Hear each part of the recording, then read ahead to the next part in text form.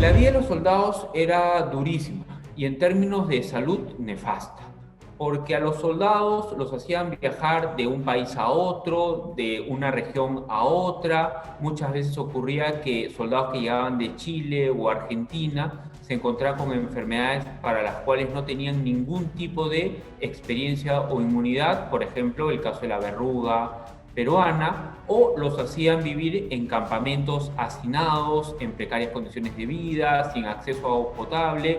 Por ejemplo, así ocurrió en Huaura, donde el campamento principal del Ejército Libertador estaba rodeado de pantanos y mosquitos que les transmitieron la malaria. En términos endémicos, o sea, es decir, de la vida cotidiana de la población, en 1821 eran estomacales y respiratorias, básicamente disentería y tuberculosis. Pero además, en el siglo XIX, las principales epidemias eran epidemias de malaria, de fiebre amarilla, de cólera, estaba la verruga, los soldados además sufrieron, por ejemplo, del soroche. Entonces era una variedad enorme de enfermedades, básicamente estomacales, respiratorias, y en forma epidémica la que más mataba en esa época era la malaria y la viruela. Para la viruela ya había una vacuna, pero en el contexto de las guerras de independencia se frenaron las campañas de vacunación, por lo que en esos años regresaron con fuerza brotes epidémicos. La viruela era una de las enfermedades más contagiosas y letales que existía. Mataba más o menos al 50% de las personas que la contraían. En esta época, en la época de la independencia, no se había desarrollado todavía una medicina científica como lo que conocemos actualmente. Por ejemplo, todavía no se conocía de las teorías bacteriológicas, no se sabía de los virus ni de las bacterias, y lo que estaba en boga eran más bien las teorías miasmáticas. Entonces, cuando apareció una epidemia, se pensaba que era producto de un aire contaminado que salía de basurales o aguas estancadas sucias o cuerpos en descomposición. Y lo que se hacía para confrontar una epidemia era higiene pública, limpieza de espacios públicos. En el caso de enfermedades individuales, por ejemplo, la malaria se trataba con la quinina, que era un saber desarrollado por población originaria de la Amazonía. Luego, para otras enfermedades, por ejemplo, para el cólera, se utilizaba el hielo para aplacar ese ardor que había en el estómago. Y también había un mercado muy informal de, por ejemplo, tónicos, muchas veces que llegaban de Europa, había muchos charlatanes. Y el otro espacio importante eran los curanderos andinos, que utilizaban, por ejemplo, la coca, o los herbolarios chinos, que utilizaban hierbas o acupuntura.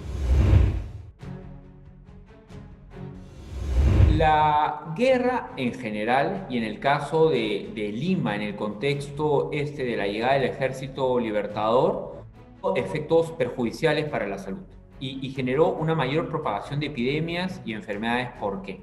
Lima de por sí era una ciudad sucia, con mercados poco cuidados, con acumulación de basuras en las calles, acequias que no se limpiaban, pero además en el contexto de la guerra, Cochrane cerró el puerto, había carestía de alimentos, los testimonios de la época hablan de una mala calidad del pan y las galletas.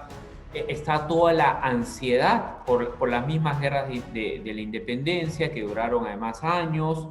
Entonces todo ello contribuyó a que fuera una época donde se vieron brotes de cólera, brotes de disentería, brotes de malaria, brotes de fiebre amarilla. Es decir, fue un contexto en que las enfermedades se agudizaron. Porque una ciudad en la cual de por sí ya estaba sufriendo una serie de problemas de salud pública y de higiene pública, se agudizó con esto de las carestías, la mala calidad de los alimentos, la ansiedad por las guerras y toda la violencia desatada en un contexto de guerra que fue como una especie de guerra civil, lo que fue la independencia. Bueno, ha habido un gran cambio y una gran mejora en la salud pública a lo largo del siglo XIX y siglo XX, que ha permitido que, por ejemplo, la esperanza de vida pase más o menos de unos 35 años en promedio en la época de la independencia a los 75 años, que es en promedio en la actualidad. Y básicamente ahí yo diría que hay tres factores, o tres han sido los cambios principales. El desarrollo de las vacunas, que han permitido, por ejemplo, que la mortalidad infantil disminuya enormemente.